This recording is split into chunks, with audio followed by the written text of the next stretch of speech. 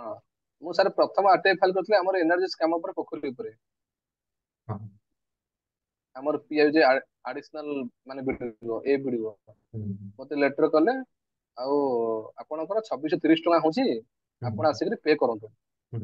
ତାପରେ ମୁଁ ଆଉ ଜାଣିପାରିଲି କିଛି ମୁଁ ଗୋଟେ ସାଙ୍ଗ ଦ୍ୱାରା ବୁଝିକିରି ସେ ମତେ କହିଲେ କି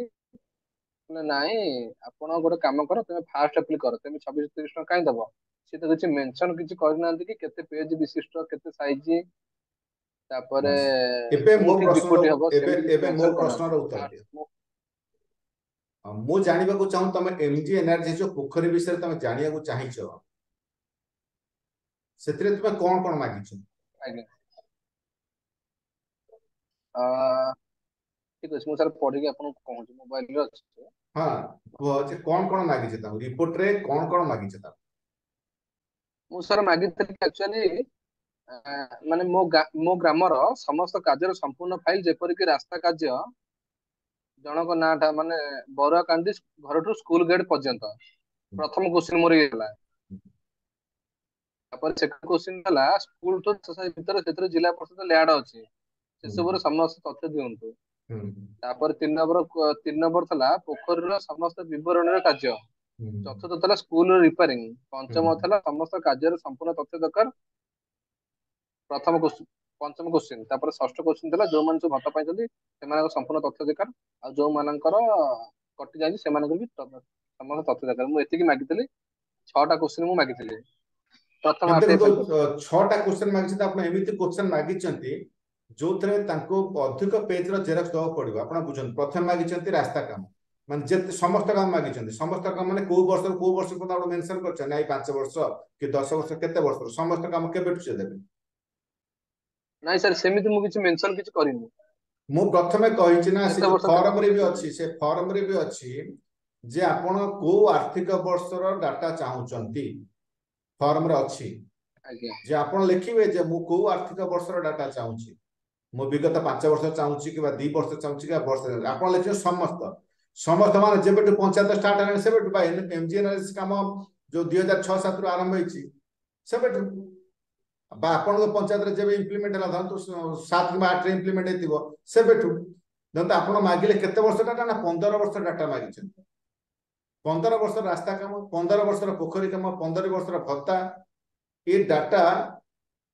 ଗୁଡାଏ ପେଜର ଜେରକ୍ସ ଆଉ ଆପଣ ଧରି ନିଅନ୍ତୁ ଯେ ଆପଣଙ୍କୁ ସେତିକି ପଇସା ଦବାକୁ ପଡିବ ଇଏ 26,000 ଟଙ୍କା କହିଛନ୍ତି ଇଏ ପାଖାପାଖି ସେଇଆ ହବ ତାଙ୍କର ଗୋଟିଏ ମିଷ୍ଟେକ ଅଛି ସେ ମିଷ୍ଟେକରେ ସେ ଆପଣଙ୍କୁ କେତେ ପେଜର ଜେରକ୍ସ ଦେବେ ଆପଣ ଲେଖିନାହାନ୍ତି ଆଜ୍ଞା 2630ରେ ହରଣ 2 କରିଦିଅନ୍ତୁ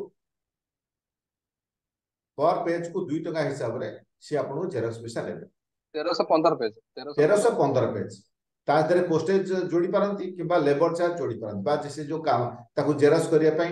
जहाँ पैसा खर्च हम से लेबर चार्ज जोड़ी पारंती धरन तो पाखापाखि आपको 1000-1200 पेज जेरक्स आपको देबे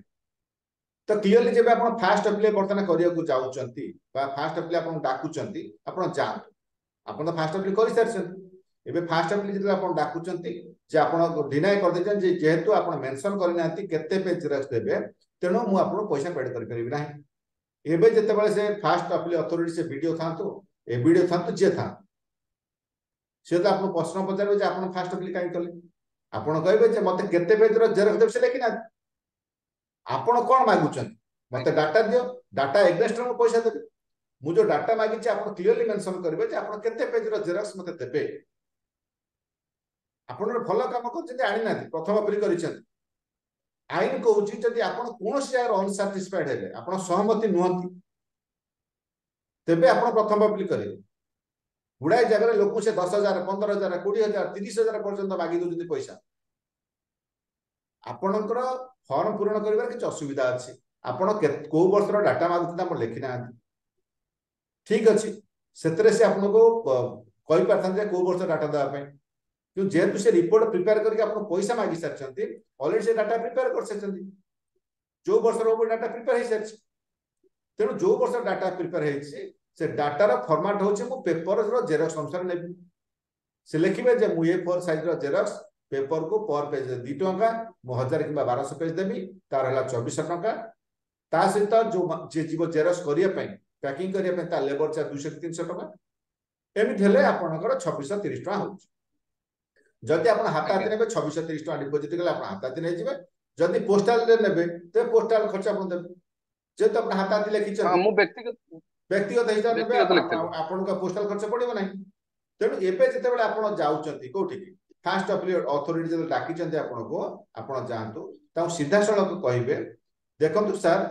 2630 टका दबार मोर असुविधा कोनोसी प्रकार नाही 2630 टका मु देबी एई अनुसार से मते केते पेज रो जेरक्स दे मेंशन करि नाहंती क्लियर करी कोंतु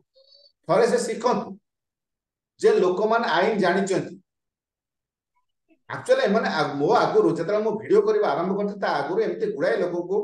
अनेक पैसा दे लिखि चंती जो माने कि डाटा मागु ना आनिबा साहस करना गोटे माने साधारण मध्यवित्त परिवार बा गरीब परिवार लोक से आरटीआई मागे साहस करिबो नै पई जदि से 20000 टका दाबी करे से 20000 टका आनिबो को किछि मेंशन नै सेते आज्ञा तेणु आप फास्ट अपील करेंगे जब दरकार पड़े फाइनाल अपील कर जब आप फास्ट अपील अथॉरिटी आप सैटिस्फैक्शन आंसर न दियंतु आप फाइनाल अपील करेंगे जे मु पैसा ठीक है देबो सर राज्य अछि मते जणा केते पेज रो जेरक्स दो मु पैसा देते क्लियर करिबो जे मु पैसा देबो सर राज्य अछि आपण 2630 मांगते 26030 मांगले मु देता किंतु मते केते पेज रो जेरक्स देबे कोन कर